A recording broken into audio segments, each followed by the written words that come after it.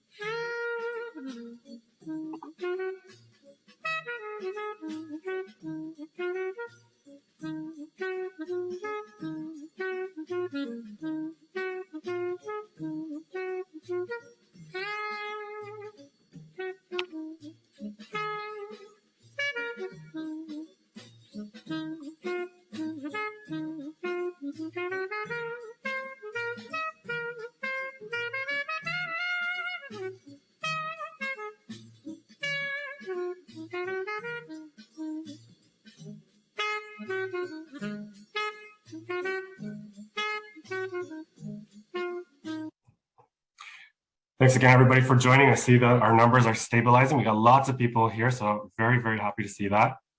I would ask that if you have a question, to please put it into the Q&A so that we can get to it after our presentation. And I would ask for all the panelists to also turn their cameras on. So yes, thank you and welcome. Bonjour à tout le monde, if you're joining from Eastern Ontario or somewhere else in Canada. Before we begin, please remind everybody, if you want to continue keeping in touch with us and joining for next webinars that we'll be having, to please subscribe on our website. And if you know a friend that couldn't make it, we'll be posting this online on our website as well. So without further ado, I'm just going to kick it off to our CEO, Robin Dafoe. Thank you, Alex, and welcome everyone. Thanks so much for joining us today. My name is Robin Dafoe. I'm Chief Executive Officer and Registrar of the Condominium Authority of Ontario. And so with today's webinar, we are very excited to be officially launching the Condo Authority's new Advanced Director Training. I'm joined by the Condo Authority's Board Director, Vincenza Galatone, joining us from the lovely city of Ottawa, Information Services Director, Tim Lund-Peterson, and Policy and Programs Manager, Premal Bangaroo, who was the lead for our governance training material and will be helping us out with the Q's and A's. Before we begin, I want to acknowledge that the land we are speaking to you from today is the traditional territory of many nations, including the Mississaugas of the Credit, the Anishinaabe, the Chippewa, the Haudenosaunee, and the Wendat peoples, and is now home to many diverse First Nations, Inuit, and Métis peoples. The Condominium Authority's board and staff have set our vision for a strong and vibrant condominium community in Ontario. Everyone recognizes that the condo sector in Ontario is growing. It is estimated that at least 1.5 million Ontarians live in over 800,000 condo units, and that 50% of new homes in the province are condos. And those numbers continue to grow, as we see from our skyline every day. Of course, this landscape calls for new and modern solutions, and that's where the Condo Authority comes in. We engage and empower the growing condo communities across Ontario with information, education, and dispute resolution services that includes Ontario's first fully online tribunal, the Condominium Authority Tribunal. But today's webinar is focused on education. Director training is an essential part of our consumer protection mandate.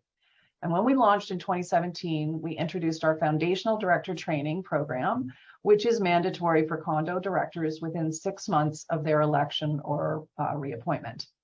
But we also made it available to anyone so that all owners or others in the condo community could learn more about what it means to be on a condo board and to govern the corporation. The foundational training was designed to help condo directors understand their unique oversight and legal obligations, to establish best practices for good governance, and foster a positive community culture. But that was just the beginning. Last year, we worked to build on this training to provide condo directors and community members with more in-depth materials and guidance in key areas. And we've drawn on the feedback and survey results from clients over the last 5 years, and we've hosted some recent consultations with owners, directors, and many others through our ad hoc advisory groups. Feedback in all forms is key for improving and for meeting the needs of condo communities. So we're very thankful to all who contributed from across the province, including the GTA Condo Directors Group and others, for their input into these new materials. As we pilot this first version of the training, we encourage you to let us know if they are hitting the right mark or there are areas where we want to refine and enhance so that they can best support condo directors in their important role. I also urge everyone living in a condo or working in a condo to take the training and learn more about the important work of your board. So without further ado, I will now hand things off to Vincenza so she can walk you through our short presentation for today. Thank you so much, Robin. Merci, Madame Desfaux, pour cette belle introduction à ce webinaire. I am so pleased to be part of the launch event today. En tant que membre du conseil d'administration du CAO, ça me fait vraiment plaisir de faire partie de ce lancement ce matin. In the CAO's educational pillar, which we're dealing with today, it's one that is near and dear to me, given that my motto throughout my life has been never cease to learn. And so education is up front in that. And, you know, having been there and done that as a condominium owner, as a member of a condominium board, and as a president of a condominium board, you know, no matter how prepared you may think you are in life, you're never totally prepared for condominium living, let alone a leadership role that's expected of you as a condominium director on a board of directors. So we welcome all of you here today. Those of you who are curious and want to know more about the condominium community and what educational materials are available. Those of you who are novice board members and are eager to find out more. And those of you who are old hands on boards, whether it's a few years or many years, there's something to be learned as far as the materials that are being produced, have been produced by the CAO. Alors, bienvenue à tous les curieux à travers toute la communauté des condominiums.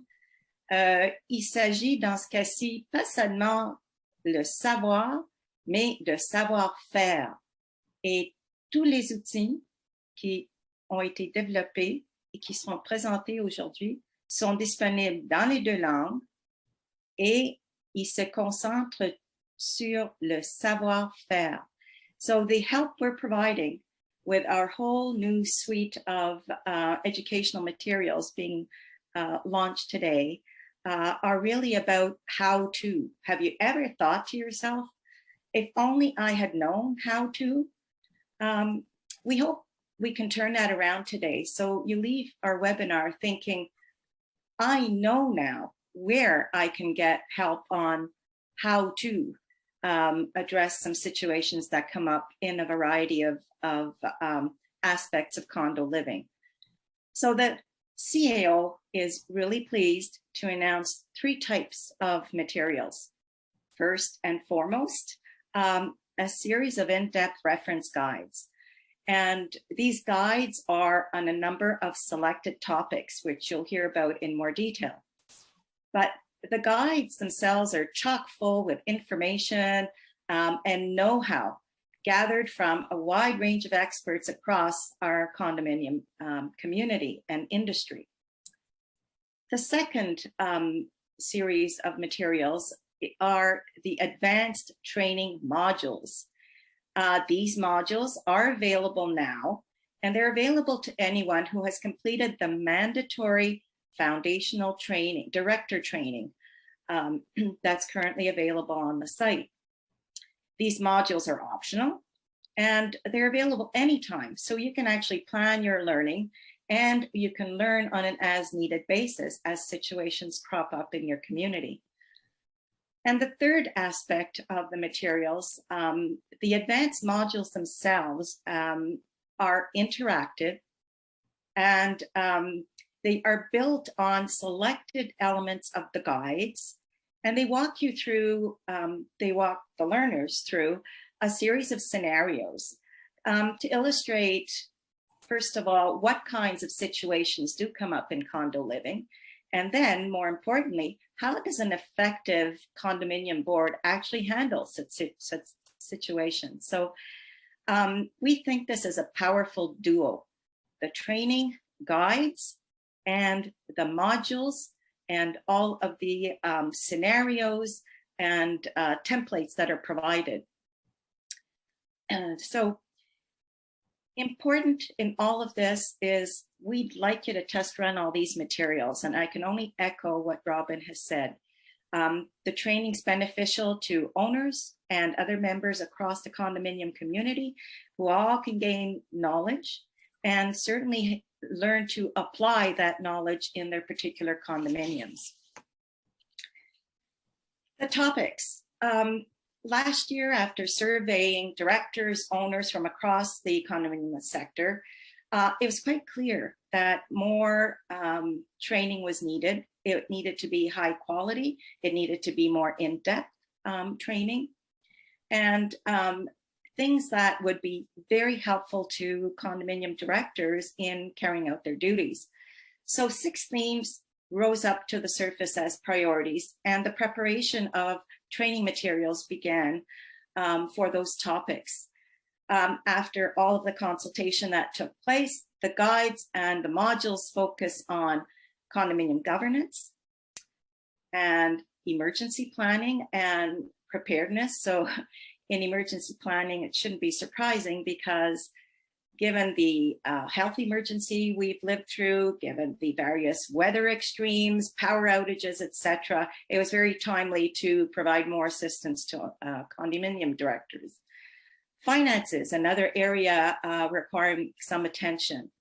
Overseeing condominium managers. So for some of our communities that are not self-managed, that special relationship with the condominium manager, how to get it right, how to perfect it, how to improve it, what to do when things go wrong. So a very good module and very good training materials there. The procurement cycle, what's involved in procuring goods and services for condominiums, and what are best practices for doing so. A guide that will take you through a lot of information, and in fact, I'd say it's good even for procurement professionals. And finally, there is a guide and materials on issues management. Those of you who've already visited the CAO site know that there's a lot of material available on issues management, but this new material really emphasizes the big picture for a corporation. How does one really deal with issues? How do you even track, monitor progress on issues? How do you do resolution of these issues in a timely way and an enduring way? So these are some things you'll learn about as you go through the materials that have been prepared. Next slide. If you're one of those individuals who's tired of endless web searches for useful materials, I'd suggest you make the CAO your one-stop shop. I won't belabor my own pride and that of my colleagues on the board with this new offer. Whether you delve in headfirst into one of the best practice guides, or you take one or more of the advanced modules, or you simply peruse the materials that are available to make your own longer-term learning plan, I hope you get started today. I know there'll be lots to learn. And so to give you more details on this, I'm going to turn it over to Tim. We'll take you through the 6 topics. Thank you, Vincenza. I'm going to walk everyone through some of the highlights of the content included in the new guides and modules, starting with condo governance. Condominium governance can be thought of as the processes by which the condo board directs and controls the condo corporation. Effective governance is essential to a properly functioning condo corporation. Some specific examples of what you can find in our materials include the 4 foundations of good governance, consisting of developing key competencies, meeting the standard of care, establishing proper board composition, and maintaining good relations with owners.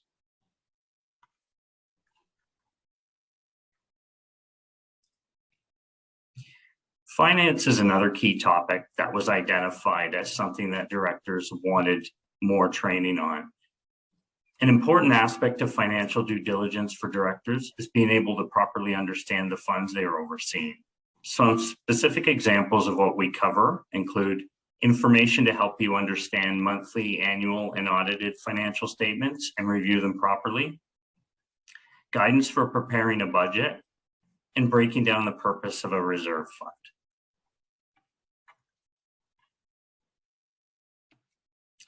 Topic 3, overseeing condominium managers, is a critical one for condo boards. In most condo communities, the role of a professional condo manager satisfies several important functions, including managing the day-to-day affairs of the condo corporation and acting as a liaison between owners and the board. In many ways, condo managers are the glue of an effective condo community.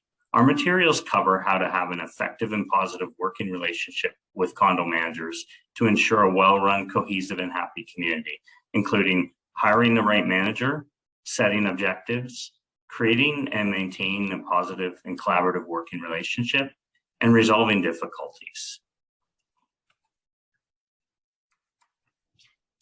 Topic 4 covers issues management.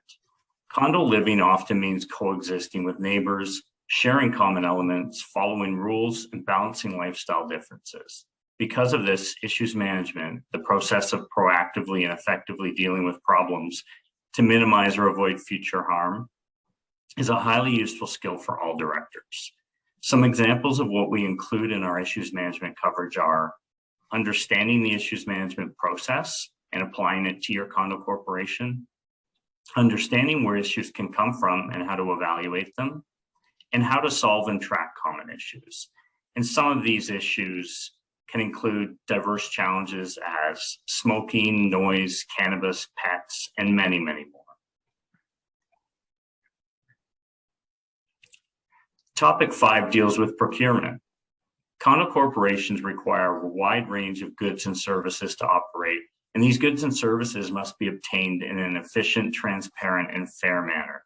By adopting best practices around procurement, condo corporations can minimize their risks. Some examples of what we've included in our procurement materials include understanding the procurement process, dealing with common stumbling blocks, common proposal formats and apples to apples evaluation, and avoiding unnecessary risks.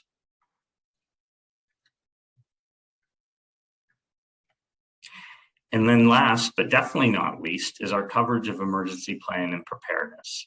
Condo corporations can face many types of hazards, including emergencies that impact the safety of owners and tenants. It's very important to proactively identify and plan for these emergencies to be prepared if one does take place. Some specific examples of what we have included in our emergency plan and preparedness materials includes understanding the difference between an emergency and an unexpected issue, the ability to assess vulnerabilities in your condo corporation, and understanding what an emergency response plan is and the importance of testing that plan.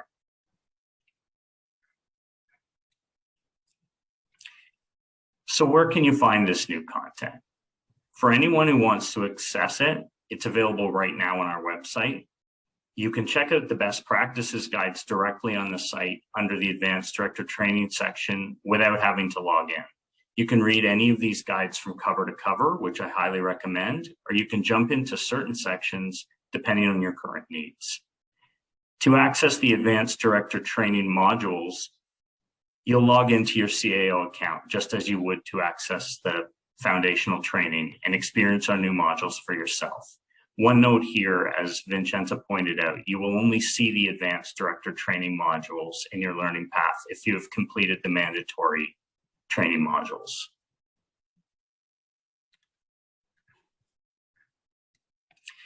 And in terms of feedback received so far ahead of this formal launch, we've had over 200 people complete at least one of the advanced director training online modules and are very happy so far with the feedback we've received, which shows that over 90% of learners were very satisfied with the modules. We look forward to receiving many more responses as we continue to pilot these materials. Please provide us with your feedback via the surveys on our website that correspond to our best practices guides and online modules. I'll now turn it back to Alex to manage the Q&A. Thank you. Excuse me. Thank you so much, Tim. We have lots of questions coming in fast. So we're just going to get right to them. We have 2 members who took their director education prior to the new 2017 foundational education courses. Will they be expected to take the new post-2017 foundational director training? And then also, can they take these advanced courses? And maybe Tim, you can help us out again here. I would actually like to throw that one to Parmal, I think, just for the history of our director training program. Alrighty, hello. So yeah, the question is, if you previously took some sort of director education, would that count towards fulfilling the requirement to take the CAO's director training? And the answer to that is no. So the qualification, or sorry, the provisions under the Act, which actually require you to take the training under Section 29 of the Act, requires you to actually take the CAO's training. So any training you would have taken beforehand would not count towards fulfilling those requirements under Section 29. Right. And in addition to that, like once the directors have completed their mandatory director training with the CAO, then the advanced director training modules will be available to them at that time. So once they finish the foundational training, they can then move on to the advanced training.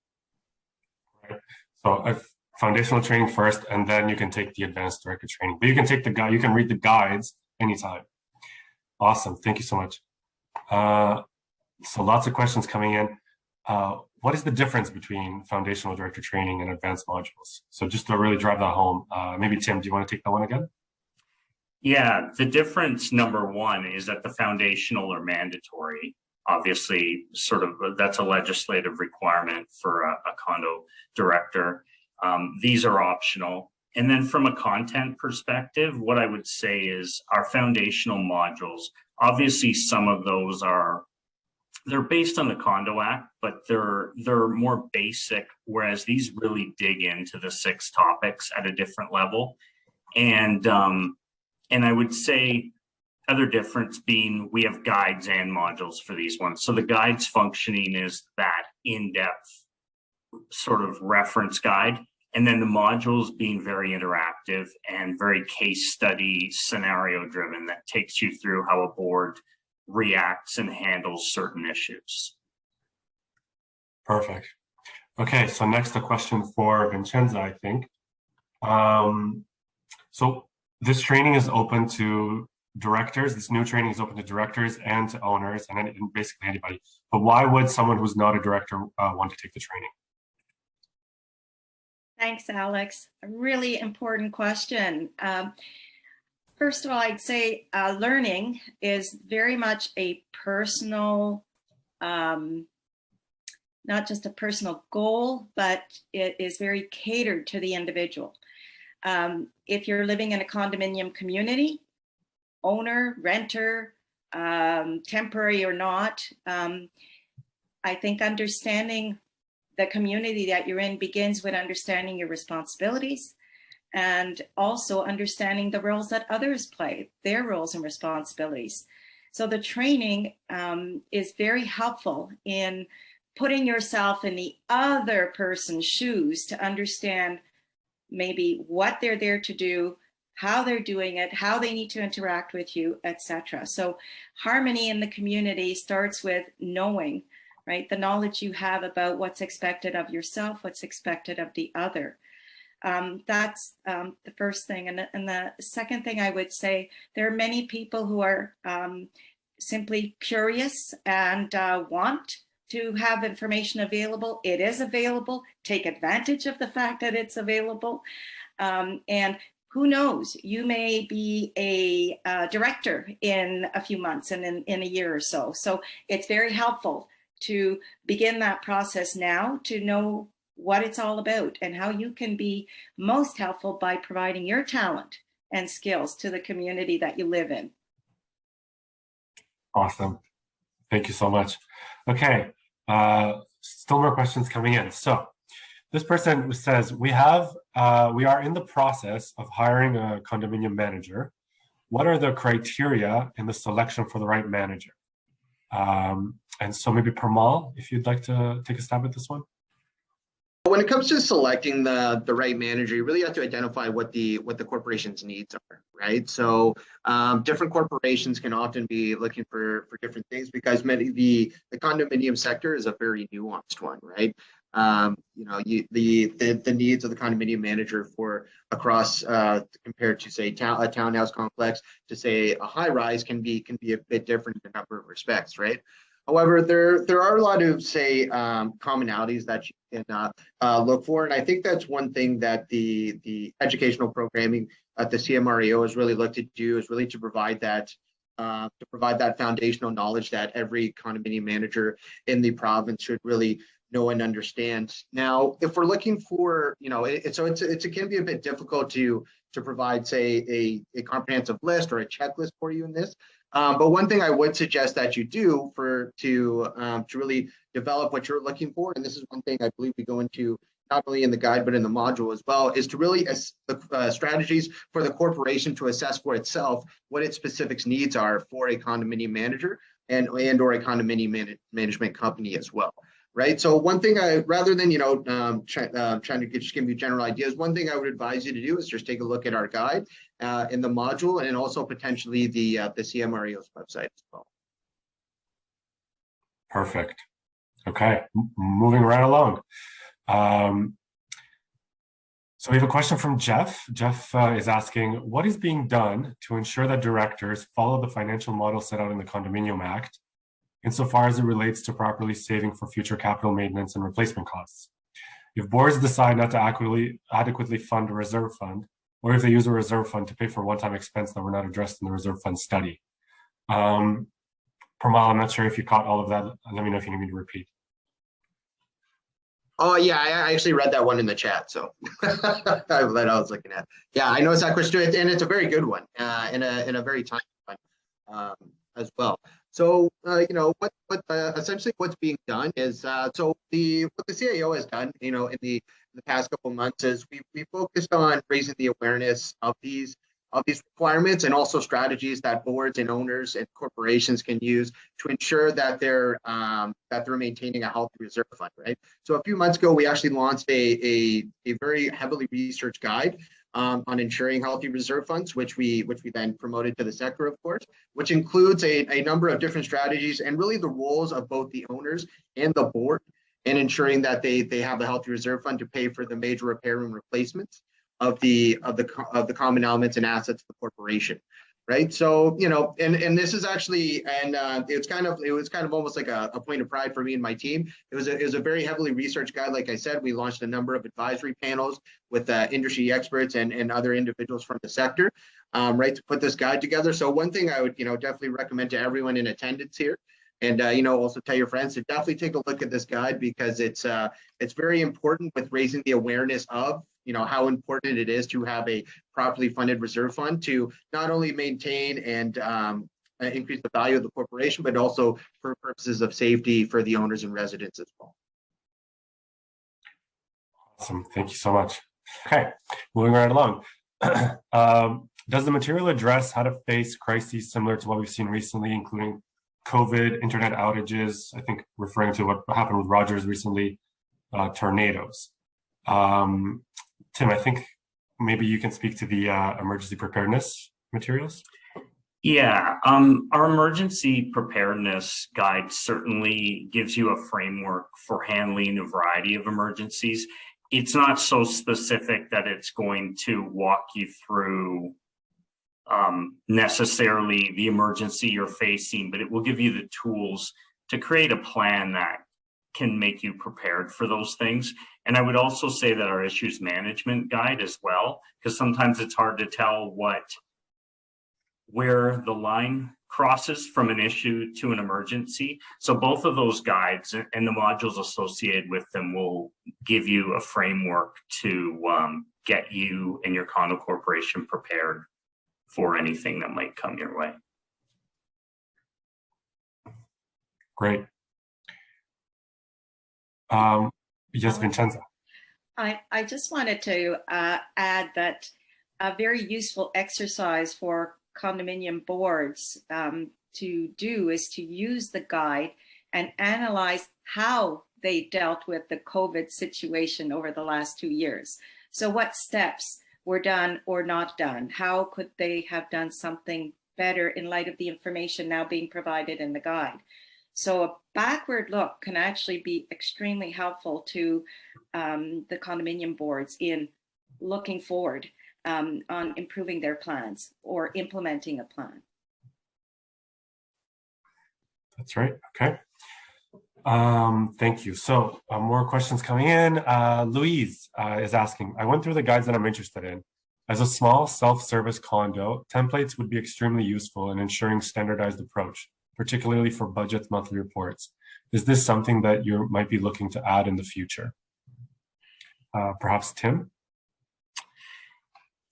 It's something we've talked about. I think we've tried to provide checklists where we can.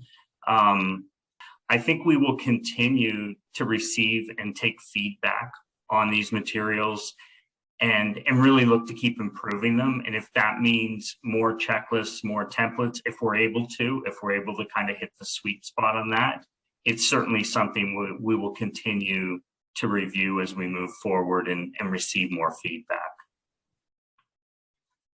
Robin, would you like to add something? Yeah, if I could. I think the question was around self-managed corporations, correct? Is that what the person is asking? We recognize, we hear, as I said earlier, feedback is one of the keys to the CAO being useful and helpful to all condominium types. And as Tim said, we have to put our resources where they're most useful, but we've heard a lot from the self-managed.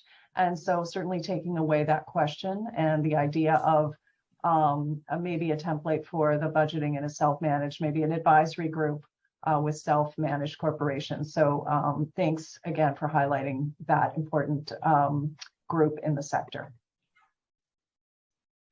Excellent, excellent. Okay, so maybe this one, another question for Tim. Should I read the guides or take the modules for a topic I'm interested in? If I do both, what order should I do them in? It's a great question. We've had a lot of conversations about that internally when we were developing these materials. I would say the way you'll get the most out of the materials is by reading the guide and doing the modules. In terms of order, we found, and this was while we were developing these and going through many iterations, we found that reading the guide first gave you a real base for then going and doing the module. And then the module, because it's more interactive and scenario-based, would walk you through kind of real life case studies, which should really drive home the knowledge you picked up in the reference guide. So that would be my advice. Excellent. So another question for you, Tim. Why are we not making these new advanced modules mandatory? Our board has resolved that these are mandatory. We're piloting the materials. This is a new venture for us, particularly the way we develop the guides and the modules in tandem. And we really want to capture that feedback from the community, figure out where we are, where we can get better. So at this point, we didn't want to make them mandatory until we're comfortable that we're best serving the needs of the community. So that will be a decision that we will look at down the road after we've assessed the feedback and decided where we're going with the program. Excellent. I'll just add, Alex, congratulations to the board who's making them locally mandatory because it's very good material for boards. So we encourage everyone to take them. Awesome. So we have a question from Louise Lapointe. I really liked the emergency management planning guide. Our insurer is requesting that we develop a business continuity plan. Alignment with new requirements from insurers or other stakeholders and templates to guides and self-managed boards would be extremely useful. So we kind of already touched on this, but Tim, would you like to maybe just reiterate again? Yeah, I mean, I think we have sort of answered it, but I would say the same thing. We'll continue to gather feedback. We'll look where we can to obviously make these materials as useful as possible, and if that means we're able to add some value by adding in to the materials with more kind of functional pieces. Okay. Another question from Sylvie. So this is a great initiative, she says. A suggestion, as a director and member of a board, I would like to be able to reach or get in contact with other condo directors or other boards in my area. Is there any way to facilitate this? I'm not sure if maybe Pramal or Tim can speak to this one. Yeah, so good question. So, throughout the sector, there are a number of different organizations outside of the CAO that have that there are kind of groups of directors. I think one off the top of my head, I believe it's called the it's something to do with the Yonge Street corridor of different corporations where they I believe they also may have a website as well. But also say there are separate groups outside of the CAO that do kind of communicate with each other and stuff like that. To the extent that they do it, I'm not sure. However, as per there's also like the GTA directors group and groups like that. However, as per any plans for the CAO to start facilitating this cross corporation communication between the directors isn't necessarily being considered at that time. At this time, but it's I believe just kind of maybe Tim or Robin to kind of to elaborate a little bit more on that. But there are definitely other outside groups out there that you could potentially get on. Yeah, we don't have the authority. We don't have the authority to share that information now. The information we share is on our public registry. We've had that question before, and I can certainly appreciate it. There'd be some benefits to CAO as well to receive all owner email addresses. Another plug for subscribing with us, but yeah, that cross sharing at this point is not an option. I think from just in terms of our processes and the way we especially produce materials and stuff like that, I would say that one kind of informal opportunity for sort of being in tune with what your fellow directors are is our advisory panel process. So people who agree to participate when we're actually doing something, whether it's guides, so stuff like that. I think that's an opportunity to really hear from others as to what they're facing. So that's another possibility. But I would agree with Robin in terms of we're not in a position to kind of bring the groups together per se. Glenn, thank you so much. So George is asking, I've taken the CAO basic training, the foundational training. At what point do I have to do that again? So maybe Tim for this one. So it's good for 7 years. And then you'll have to take it again as a refresher. And I would imagine over the course of that 7 years, it will look different to you than it did. We're certainly making revisions all the time to the materials as things come up, things change, areas where we just feel we can improve the materials. Excellent. And then another question from Manu. If a director did not take their foundational training within the mandated 6 months, what happens? This one maybe can go to Pramal. Yeah, so great question. So under Section 29 of the Act, there's qualification and disqualification provisions, right? So what happens is the CAO's mandatory director training actually constitutes a disqualification provision under Section 29 of the Act, meaning that if you do not complete the training within the within the 6-month period following your most recent term start date, you would automatically cease to be a director. Now, the important thing here is that the automatically cease to be a director piece, because it's not, a decision made by the CEO or anything like that, nor can we grant any type of extensions. It's a legislative lever, right? So it's completely under the Condominium Act. And, like I said, if you do miss that 6-month period, you automatically cease to be a director. And then, of course, if you want to, say, get back on the board, you would then need to complete the training and then either seek an appointment if the board still has quorum, or run for election, say, at the next AGM. Awesome. Okay, a question for Tim. Do you anticipate that the advanced director training will become mandatory at some point?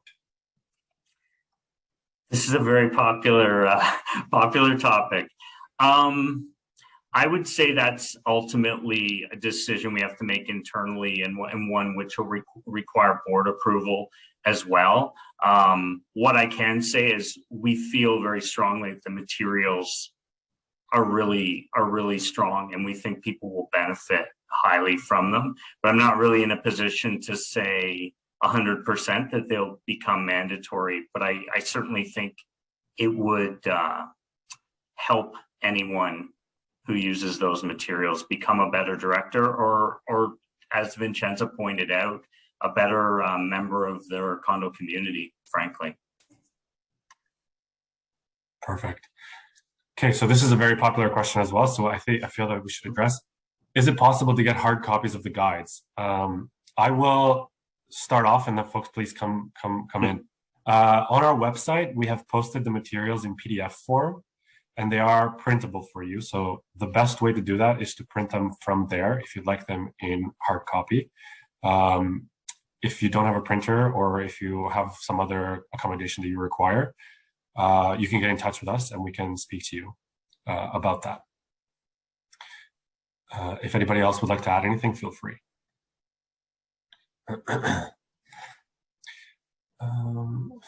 Okay, sorry, just sifting through the many questions that have come in. I've got over 100 questions now.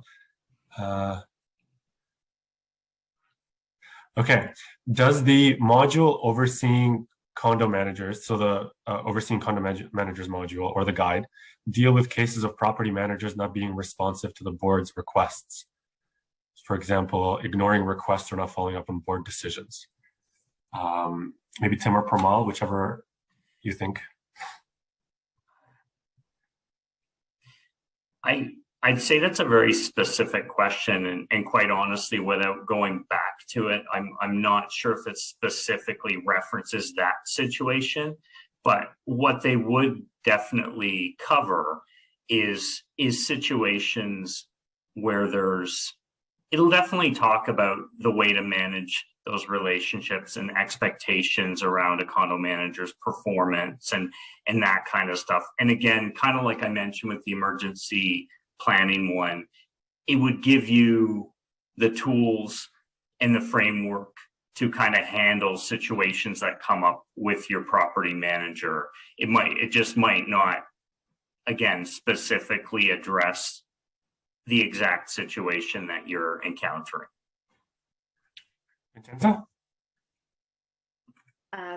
Tim, I just want to add one thing. Having gone through all of the guides and having done all of the modules, specifically on the property manager and property management company, you're absolutely right. Lots of really excellent information on how to even conduct a performance evaluation, how to have those discussions, and sometimes tough discussions, how to document instances where there has been less than desirable performance. And insofar as, if you really can't come to a meeting of the minds, what do you do? So the guides are absolutely wonderful pieces. So hats off to you guys. Can I add another point to this conversation? The guides also stress the importance of setting, clear expectations, and Pramal touched on that a minute ago, right? What are the needs of your particular condo corporation? Make sure that if you're looking to hire a manager, they know what their responsibilities are, their accountabilities, And to Tim and Vincenza's point, the ongoing really partnership and collaboration. It's a key employee of the or agent of the service provider that's assigned to your corporation. And we all know that the manager, as Tim said, can be the glue to the community. And so it's really important to have the expectations established up front. Perfect. Okay, so this one's for Pramal. What is considered a healthy reserve fund? It's not black and white issue. Is it percentage of an operating budget or something else? So what kind of guidance can we provide on reserve funds, Pramal? Well, yeah, great question. And sorry, when we talk about the appropriate amount or what a healthy reserve fund is, what we're really talking about is adequacy, right? It's kind of how it's deemed in the legislation and usually in the sector. Now, when it comes to adequacy, what it really comes to is your most recent reserve fund study, right?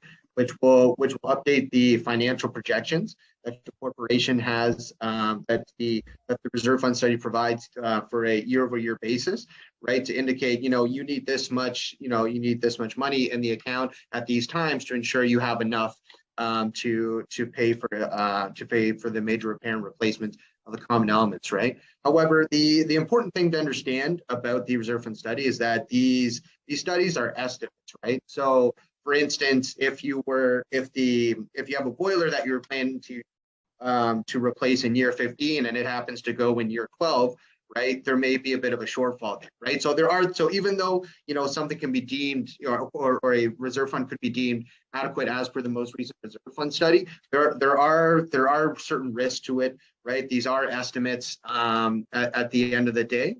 But I would say the closest indicator would be your most recently conducted reserve fund study, which is another reason why these studies are so crucial for the corporation to make sure they're doing on a regular basis and in accordance with the law, which would be every 3 years. Yes, Vincenza.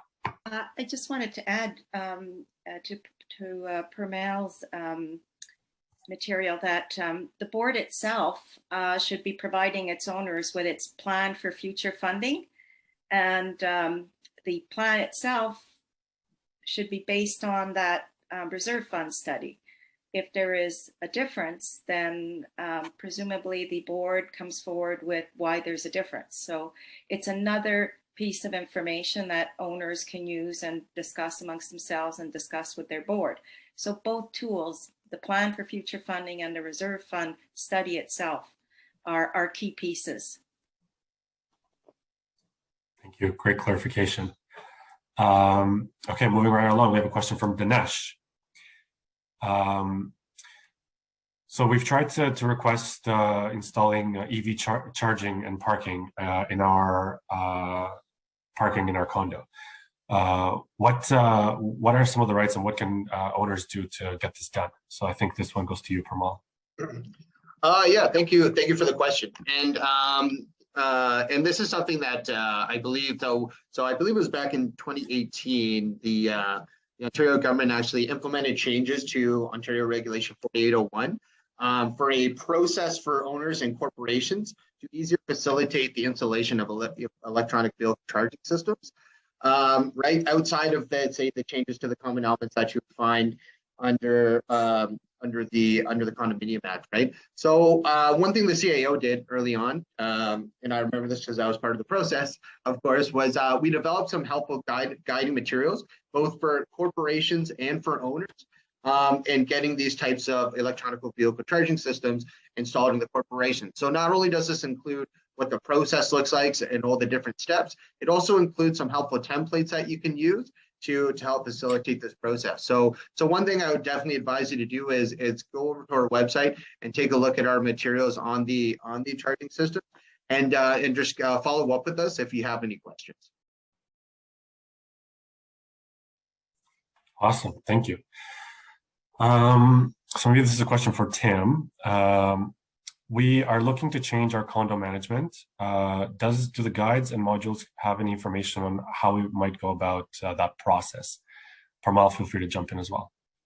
Yeah, absolutely. I think as Vincenza was kind of plugging the overseeing condo managers guide and module, that's definitely part of those materials is talking about, we already talked about setting expectations, performance, and then there is that piece where, as Vincenza said, just can't come together and you decide to make a move. So there is some information. I would say start with the guide because that is your reference piece, and you can sort of jump in at that section where it talks about moving from your existing manager to a new one and what that looks like. And it lays out a bunch of things to make that transition as smooth as possible, just in terms of decreasing your risk and making sure that you're going to be well cared for in that transition period.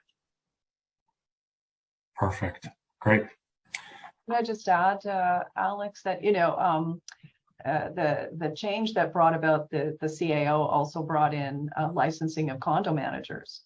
And so, one of the first things you want, I think most condo corporations who are engaging with condo managers now know they have to be licensed and what some of those standards involve. And so that's just another piece of the whole consumer protection scheme in Ontario. So just something as well to be aware of, the licensing. Yeah, and also just to kind of bounce off that as well, it's like, so it's very important. I think Robin raised a very good point there, that it is very important to always ensure that your condominium managers and your management companies are licensed, because there is the requirement under the Condominium Act that you, the board and the corporation, only enter into management agreements with licensed managers and companies as well. So it's very important, going back to Robin's point, that you are ensuring that your management providers are licensed. Can I just comment? We talked about the guide, and we've talked about the importance, obviously, of the relationship with the property manager. I think boards and members of boards should really familiarize themselves with the content of the contract with either the property manager himself or the property management company. I can't emphasize that enough, that in addition to all of the governing documents that obviously are part of condominium living, the contract with the property manager is something that is definitely worth the time to go over carefully to meet the expectations you have of services to your community. Thank you so much, everybody. We are running out of time quickly. Our deepest apologies for not being able to get to every question. Feel free to get in touch with us. We'll be happy to answer anything that we did not get to. I tried to get to as representative a sample as possible. Just for some concluding thoughts, I'd just like to kick it off to Robin so that she can say goodbye. Thank you, Alex. Thanks very much for moderating. And I think everyone listening here will agree that we've only scratched the surface today. What we're saying is, all the questions have highlighted so many issues and questions of living in condos, and these guides.